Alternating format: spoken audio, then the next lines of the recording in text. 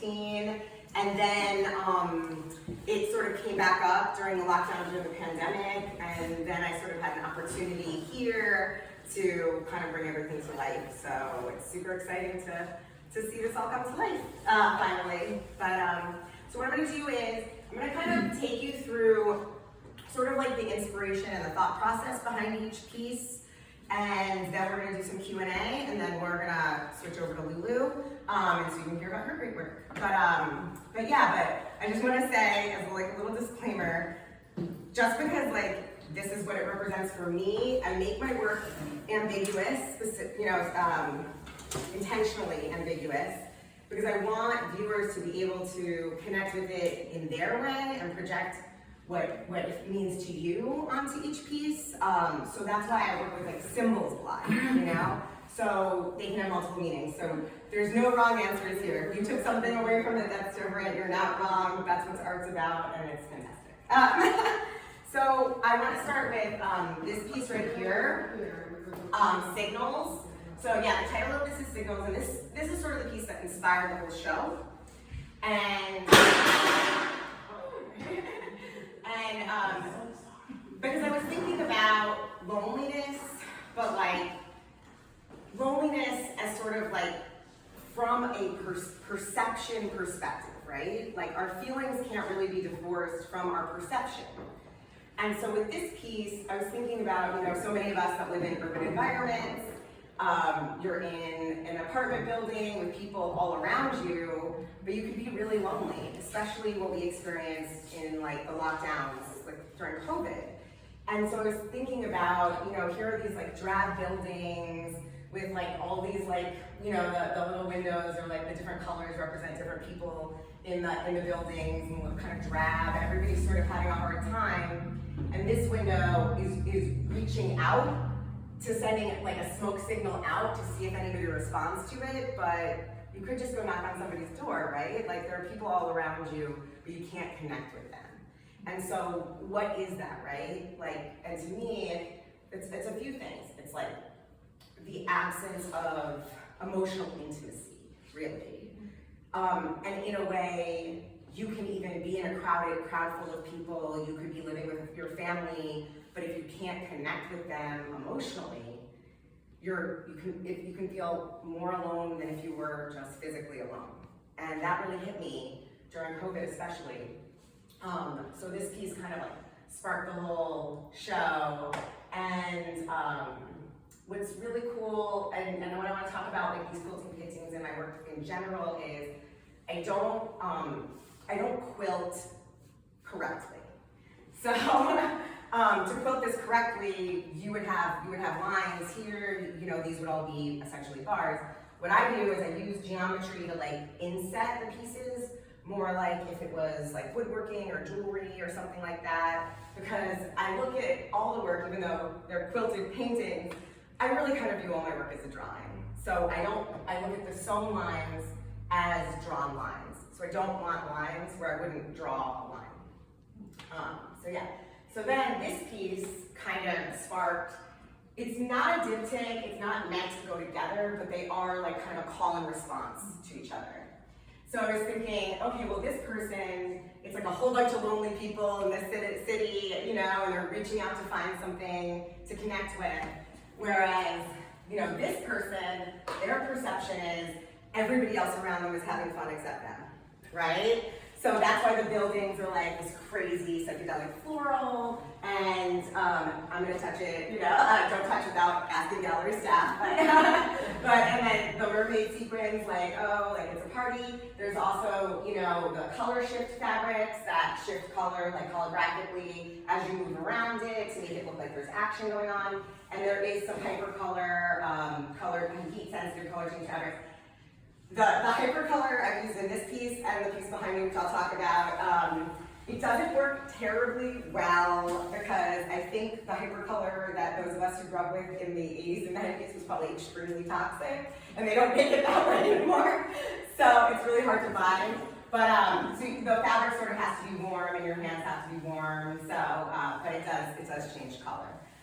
So I was thinking about, there's all this action around you, and you, instead of like, again, just knocking on somebody's door and joining a party, you're reaching out to try to find somebody to connect with, right? Maybe another lonely person to connect with. And so is that the truth? Is that perception? Is that predetermined? So really the show is more about questions than answers. And then I kind of want to move on to this piece here, which is called In Plain Sight. And it's sort of about what we show and what we cover up, and like, so the way I'm looking at it is there are like three of essentially the same house. The center house is basically like all gloom and doom, like thinking, why can't you see that I'm suffering, right? Like everybody else is brightly colored around me, like I'm the only dark house on the block, why can't you see that I'm suffering? And then, and alone, and then the houses on each side, like this one with the hearts, I'm thinking about like social media, right? Like likes and shares, right? So it looks like this house has all this love and all these likes, but really they're on their phone all day checking their likes to see, and that's how they're validating themselves. So isn't that another form of loneliness? And over here, I'm thinking about like shares, right? You're reaching out, you're like sharing things that are about your viewpoint, share. Isn't that like almost like a call to connect with others, right? To try to find people that think the same way as you. So, even though this house is the in plain sight house that is struggling, they all really are right next to each other. Just thinking about that. And then, because you're all situated here, so I wanna, but yeah, let's talk about this piece. So this is actually, and I'll sort of tilt it to you guys. This is actually my first soft sculpture that I've ever made, so it was exciting. Because I've never made a soft sculpture. It's titled Unexpected Places, and it's inspired by a quote from Lemony Snicket's series of unfortunate events. If anybody's read that or seen the movies. But the quote is, "Sometimes the things you've lost can be found again in unexpected places." So I was thinking about, a home. I use this green fabric that you'll see, and a bunch of other things that I kind of look like it has scars on it, is the way I look at it. And so, this house that maybe there's dysfunction in there, or sadness, or loneliness, and you're seeing the subterranean viewpoint, right? So the house is kind of like sort of flopping down and crumbling, like kind of sad, and then the flowers that are the shape of pink camellias that can symbolize longing are sort of expanded. So if you know those flowers, they have many, many layers. So instead of making them layered, I sort of wanted to take the layers apart and sort of expand it. But instead of growing up and being the bright pink color that they're supposed to be, they're sort of like the colors of decay with this floral pattern, and they're growing downward into sort of what we don't see, right? So we have like sort of the subterranean kind of layers of earth, and then I was thinking about like what we cover up, right? Like what we cover up intimately from each other, from our partners, and then the scars are underneath that. And this fabric was actually, the uniform here is actually a park ranger's uniform from the National Park Service. I had made some friends with some really great park rangers at the Roger Williams National Memorial Park, which is that sort of sliver of park in Providence that separates the east side of Providence from downtown. It's really a cool place, so if you haven't been there, check it out. And the visitor center is really amazing. There's exhibits really about Roger Williams and freedom, so it's a good time to go, and those park rangers deserve our support. They're amazing. And so I was struggling with picking out the fabrics for this piece. This is the last piece done for the show, and I got an email from them like, we have all these uniforms if you want to make them into art that we're like throwing out, and it just turned out to be the perfect thing. So it kind of came together serendipitously, I guess, but I'm really inspired by it, and I definitely want to do more self-sculpture now that this happened. It's kind of exciting.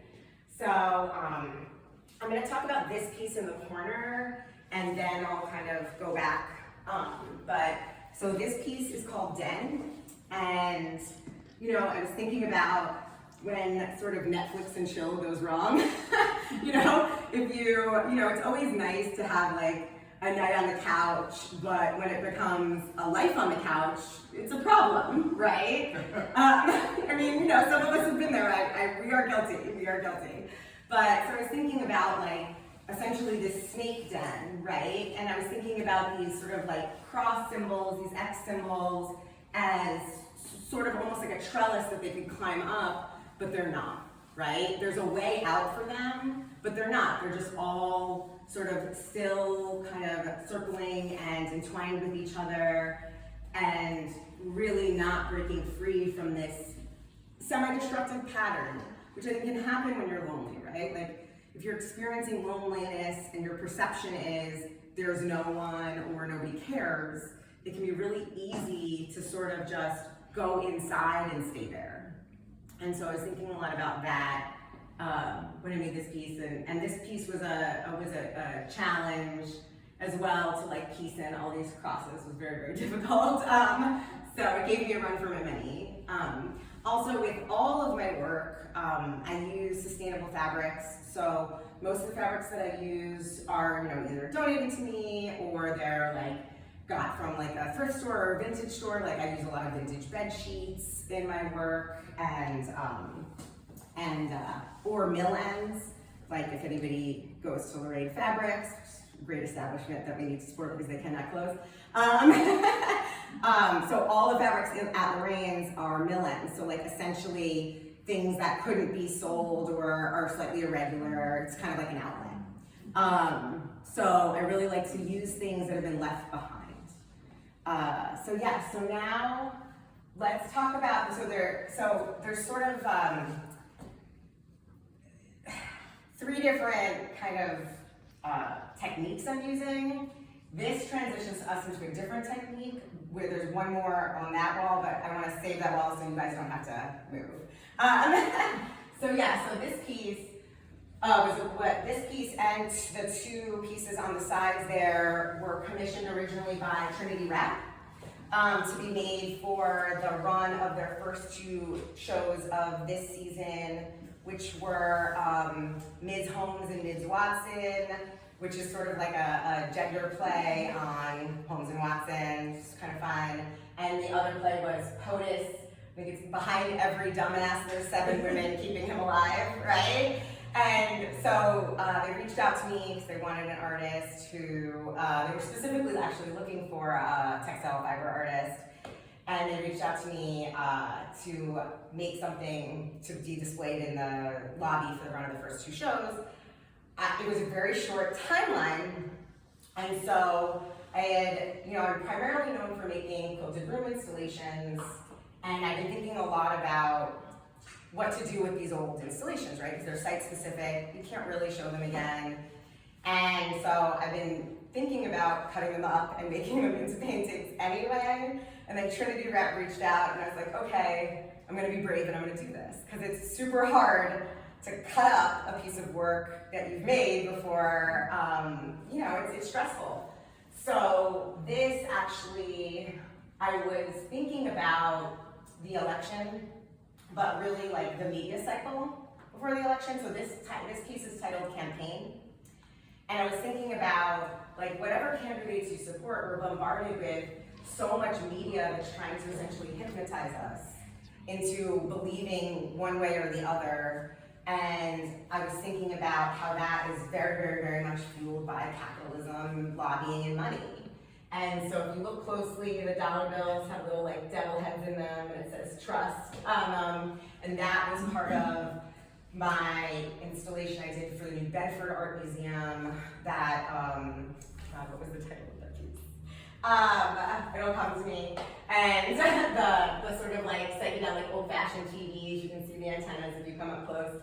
That was a panel from my installation that I did for the Newport Art Museum.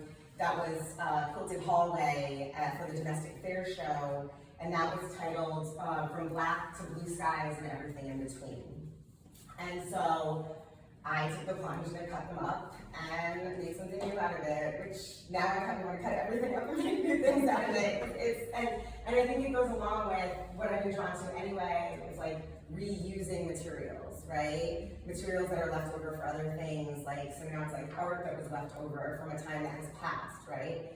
Kind of like what we were talking about before, where there is value in something that is temporary and gone forever, and like it was a moment in time, it becomes a part of history, rather than like an artifact. So I think that's sort of interesting, and I'd like to explore it more. Since you guys are facing this way, and I was just talking about the installation, these actually were part of that domestic affairs show from Black to Blue Skies and everything in between. And we thought it would be nice to show them again, and it kind of like brings a lot of the themes together. So I made this piece, the whole piece, so these are just sections of the piece. I made this piece shortly after my father had passed away suddenly and unexpectedly. And we had a very complicated relationship. You know, on the one hand, like he was the parent that was the hardest on me, but on the other hand, he was also the parent that I connected with the most, right? And had the most in common. So grieving him was very complicated, right? When you have complicated relations with somebody, grief is never simple, but you know, it adds an extra layer to it.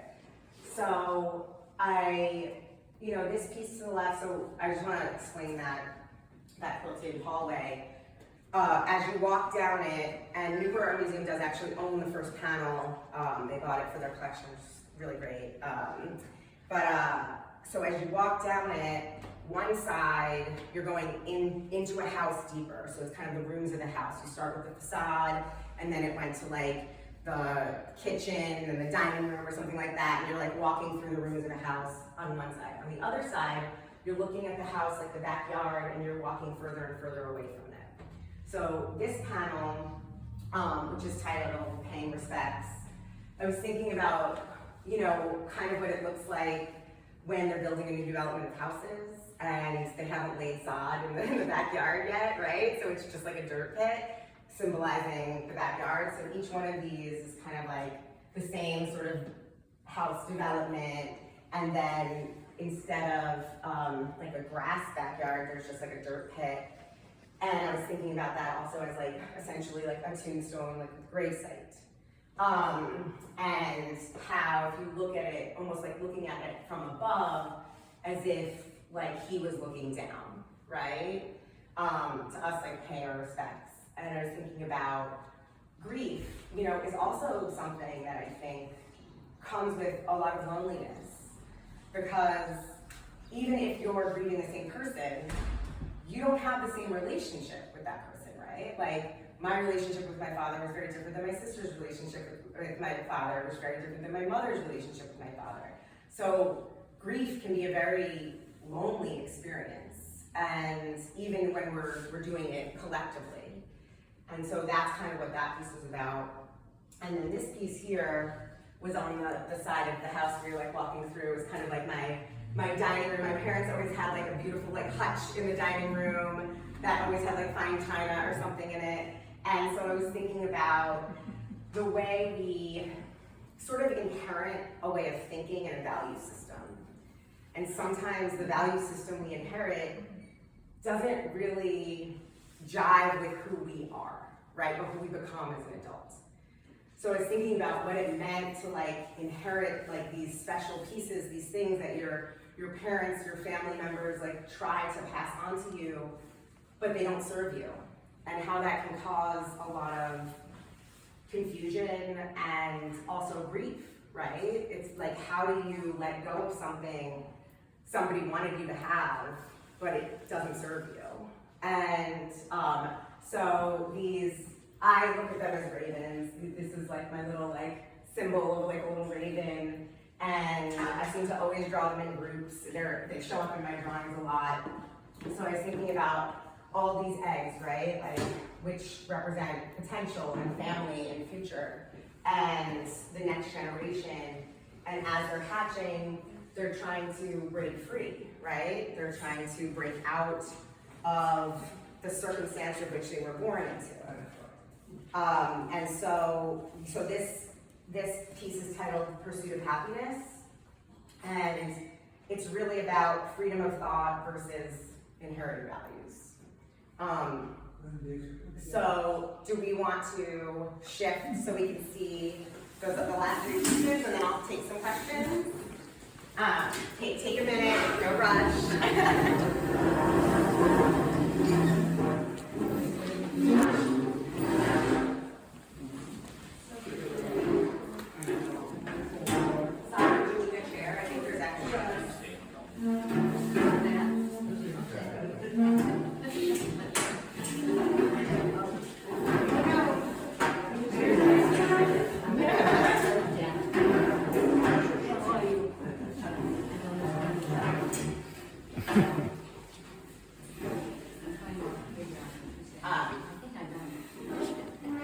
There's more chairs. Yeah. Do you want to come?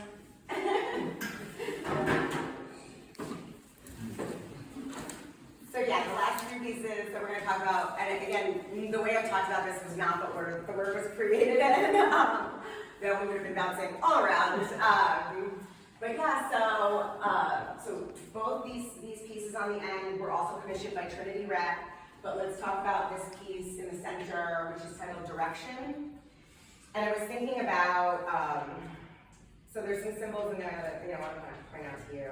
But, and then I want to show you so this is all this gray, is also the hypercolor color change fabric. And so I was thinking a lot about how sometimes we can feel overwhelmed and afraid and lonely when we have almost too many choices in life, right? Which does, it's like, I think the perfect example is like those crazy thick diner menus.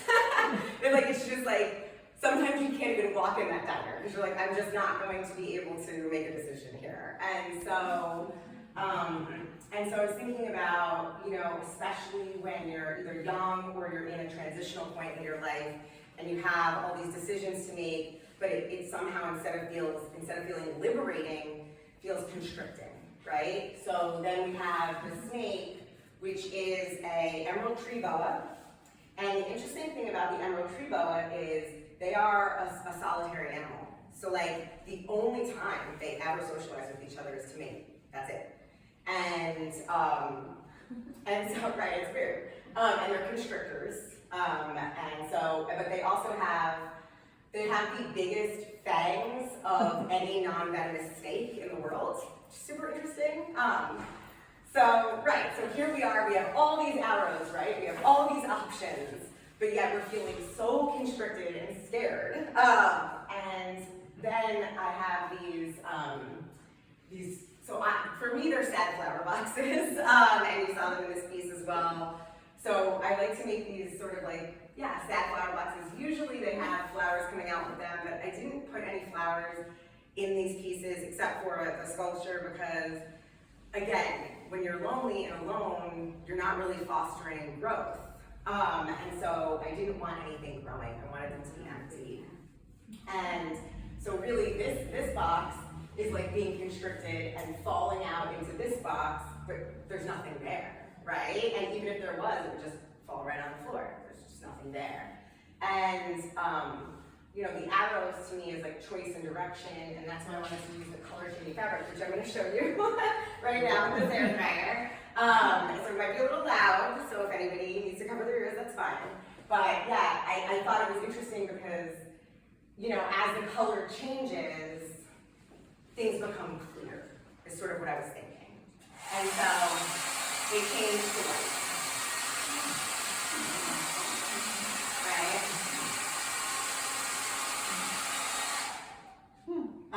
So when you apply a little pressure to yourself, right, a little heat, forcing you to make a decision, things become clear. That's sort of what I was thinking about with this piece. This was also the most challenging piece to sew. Getting everything to fit perfectly was like a nightmare. And if you know me, so I only do things once. Like I'll only seam rip and take things out. If I made a mistake that would make the piece not viable, like it won't work. But really, I just do things once because I want you to see the human hand in the piece, right? I want you to see my flaws. I want you to see my mistakes. So like right here, there's a little bit of bunching where it didn't quite fit perfectly together. I'm also mixing like stretchy fabrics with super hard fabrics with like more quilting fabrics, which quilters do not do. Like you'd be thrown out. You're not supposed to do that. You'd be thrown out of the quilting guild. But so, you know, I was really thinking about just like all these different directions that we can go in and how liberation only comes from clarity. So now let's talk about these two pieces. I'll start here. I'm trying not to stand in front of you, sorry. But so this one's called Ascent into Suspicion. So I was thinking a lot about, you know, so, and again, you know, I was thinking about like Sherlock Holmes and stuff, but like, but when you're climbing the stairs, but you're afraid of what's behind the door, right? You're going into the darkness, you're afraid of what's behind the door, and so sometimes it's easier to just live your life in the basement than it is to force yourself to walk into what's behind the door.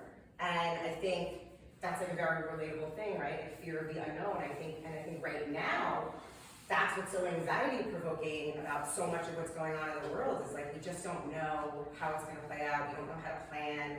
We don't know what moves to make. And yeah, it's really nice to just sit down in that basement and try to wait for it all to pass rather than walk up those stairs and go through that door into who knows.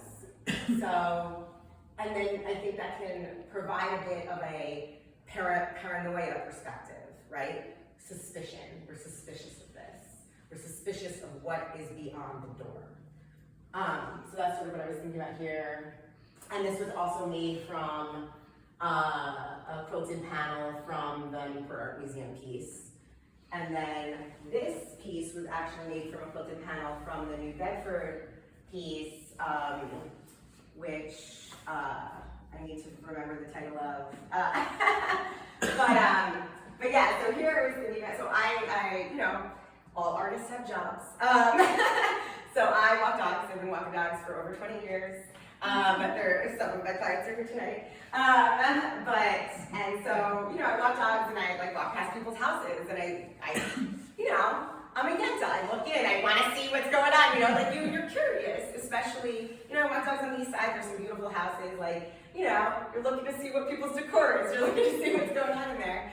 And so I was thinking about like what happens when you like look in and you see something that you're not sure if it's quite right? And you're like, oh no, I don't know what to do. But, so it's again about perception, and so, so this piece is called Peering Through or Pouring Out.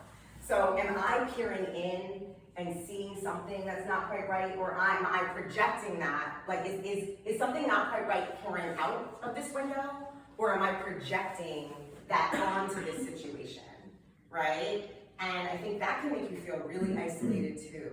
If you're like not sure if the way you're experiencing something is the way it really is. Like, you know, so often I'm walking by people's houses and you hear like these screams, like a child scream.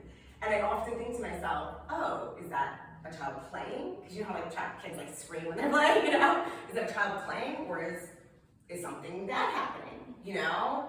And, you know, you're walking by, you don't really ever find out. So that's sort of what I was thinking about in this piece. But yeah, so now I figured we'd open it up to questions. Does anybody have any questions? Where do you get the fabric?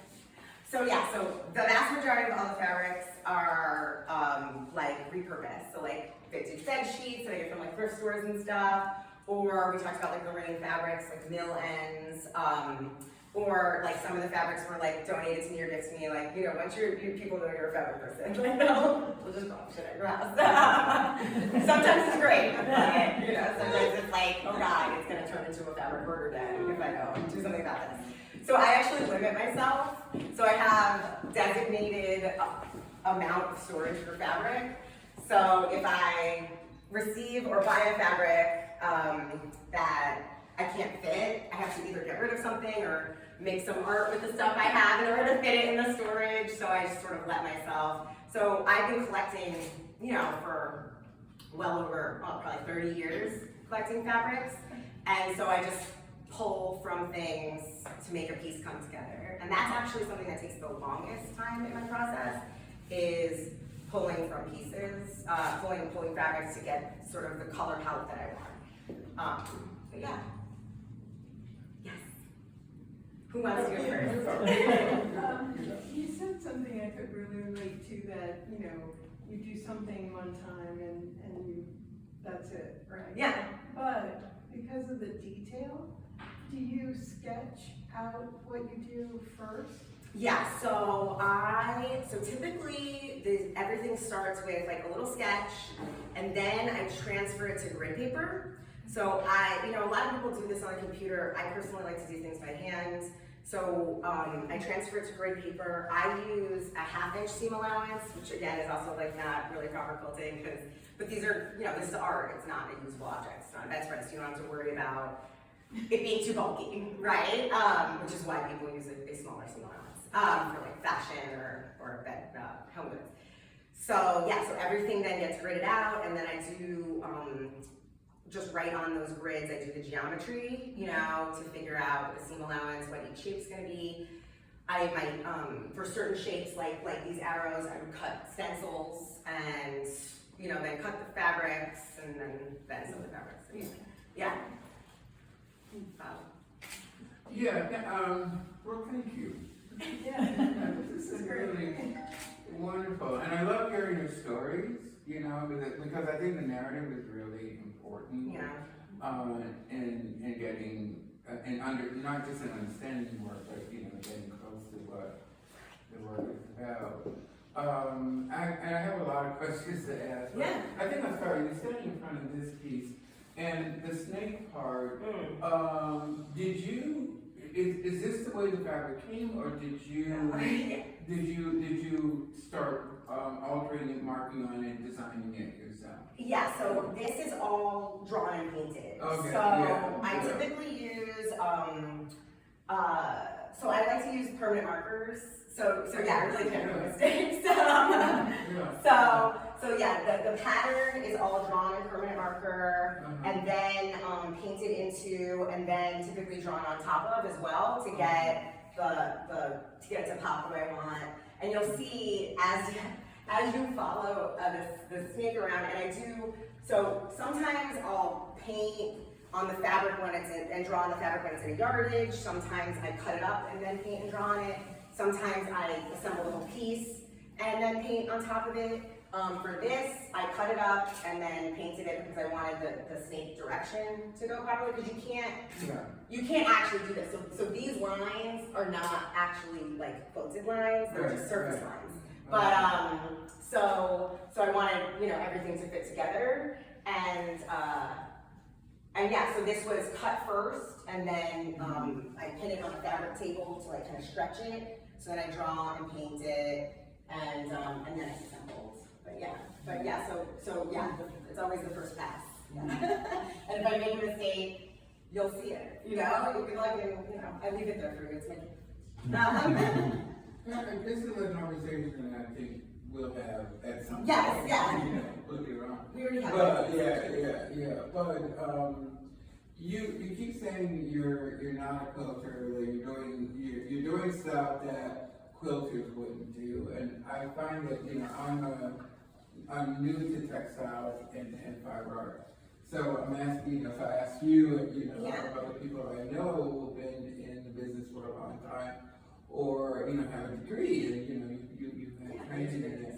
But I think you were rewriting in some ways. I don't know if rewriting is the right term, but as an artist, and this is what I found when I talked to artists who are using textiles and fiber as their main medium, that they don't break the rules so much as they create new rules. Yeah. You know? Well, and it's interesting. So can you talk a little bit? Yeah, no, absolutely, yeah. And so it's interesting because, and I don't know if Lulu can speak to this too, or she talks about her work, but like, you know, like, you want to be respectful of craft, right? Craft is like a historic and folk tradition. You know, quilting goes back since basically like humans had fabrics, you know. And so you want to be respectful to a certain degree. But when we're taking something into a fine art context, like those rules don't necessarily apply, right? And so for me, you know, I know a lot of quilters, and they're typically very by the book people, which I love, you know. That's just not who I am, and like working with fabric feels very primal to me, and does make me feel like connected to like, you know, and mostly the women who came before me, you know. So I want to be respectful of that history, but I want to take it to a different place. And so that's why I point out the fact that I'm not doing things properly, because traditional quilting is its own thing that should be preserved, passed down, and respected. I'm not doing that, but it's still, I want to pay homage to it and respect that tradition. So, you know. Anything else? Or more Bob? Or yeah. Yeah, does anybody else have any questions, or, you know? Good? Thank you. Mine is a comment though. Yeah. Mine is the one with people. Yeah. And I don't know exactly how to say it, but you know, you talk about loneliness, title of the show, solitary confinement. Yeah. You talk about being alone in a crowd, and you know, and even though there are people around you, you're still alone. So you know, there's a lot of heavy narrative in that, and yet the pieces are very bright. Yeah. And colorful and energetic and all of that, which I think my statement is, I like how you invite people into the work through the brightness of the colors and the design and, you know, all of that. And yet, when you arrive to that place, you realize that there's a deeper meaning, you know, in the work. Well, yeah, and that's something I've kind of been doing my whole like professional career. Is, you know, I like to make work about difficult subject matter. I think that if there's so many things that we're not allowed to talk about, or we're taught not to talk about, and I think that does us as human beings and as a society and a community a disservice. And so it means something to me to be able to destigmatize and create a dialogue around difficult things. But I don't want to create shock value or re-traumatize people. And so I want to invite people in with bright colors, and I think, you know, again, like, we are born and then immediately swaddled in fabric. So there's a comfort there. So I think that, you know, textiles do a lot of heavy lifting in dealing with difficult subject matter in my work, you know?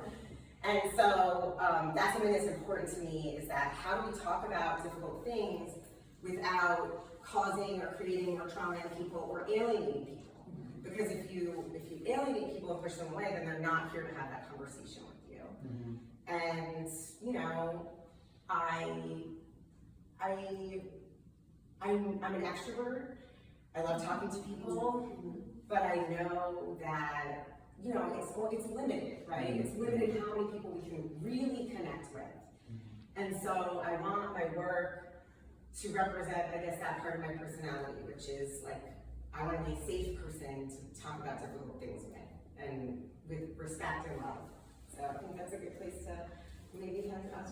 Oh, wait, do we have one more question? Sorry. I'm just commenting that I'm glad you brought up the time that it must have been very frustrating during the pandemic, that you could not have the number of people, and then the neighbors came around, so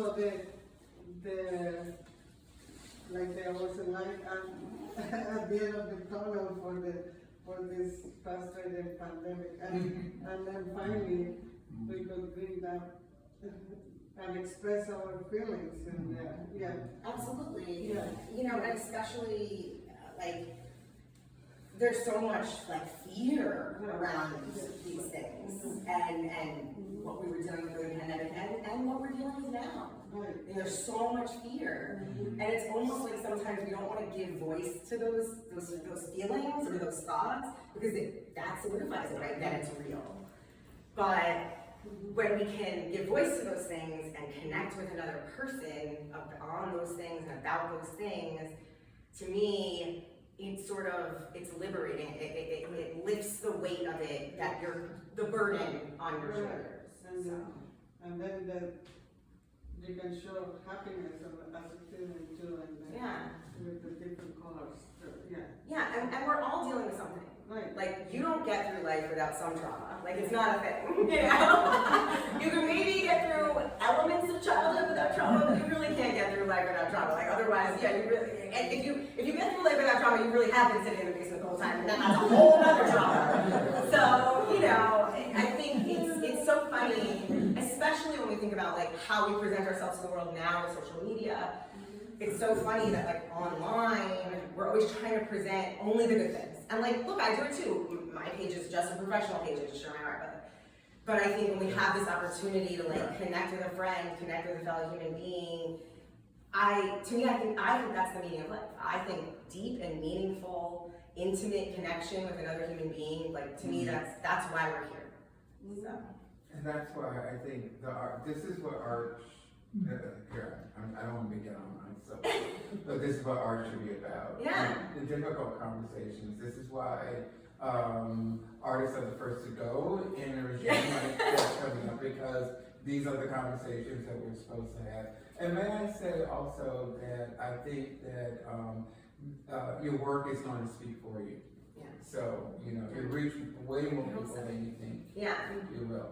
Yeah. Thank you. And thanks for having the courage to make us confront the difficult conversations. Yeah. Thank you guys all for all being game to do so. Really, you know, it means a lot to me. So.